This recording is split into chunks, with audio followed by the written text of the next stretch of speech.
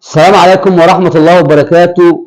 النادي الأهلي هو النادي الأهلي، بيعرف يكسب في أسوأ الظروف. آه، بأداء سيء، بأداء كويس، بيعرف يكسب. زي ما قلنا الفيديو اللي فات، النادي الأهلي هيقدر يخلصها و... وفعلا راح غانا، خطف فرقة مديامة علشان يبقى 9 بونت أول مجموعة، ولسه عنده مباراة مع يانج افريكانز هنا، يقدر كمان يوصل 12 بونت ويبقى اول مرتاح. يمكن الشوط الاولاني كان الاهلي سيء جدا،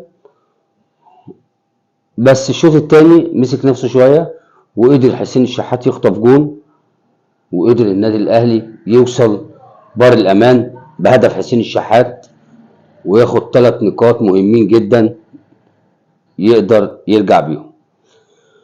وكان في مباراه جميله جدا في الدوري المصري بين بلدية المحلة وسيراميكا، انتهت 5-3، وفيها كام جون ولا اروع وضربات رأس جميلة. كانت مباراة جميلة جدا، ويمكن ال8 اهداف اللي جم في المباراة دي يمكن جم في 6 مباريات من الاسبوع اللي فات، اللي احنا ما اتكلمناش عنه، الظروف ما سمحتش ان احنا نتكلم عنه. متهيألي الاسبوع كله جه فيه 12 هدف،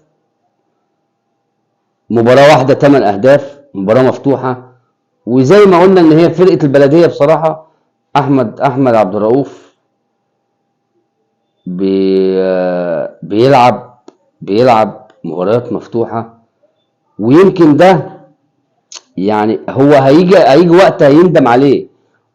المباريات المفتوحة او الفرقة اللي بتلعب مباريات مفتوحة وبتلعب كرة هجومية فرقة حاجة كويسة، بس بالنسبة لنادي البلدية من غير ما هتشعر كده هتبص تلاقي نفسك في مؤخرة الجدول بتخسر كتير، مباريات كتير، بيجي فيك اهداف كتير، هتعمل لك مشكلة هتندم عليها بعدين. فنتمنى، انت مدرب كويس ومدرب واعد، نتمنى يا كابتن احمد يا عبد الرؤوف انك يبقى في توازن شوية بين الدفاع وبين الهجوم، وربنا يوفقك في اللي جاي ان شاء الله، ونشوف حضراتكم على خير.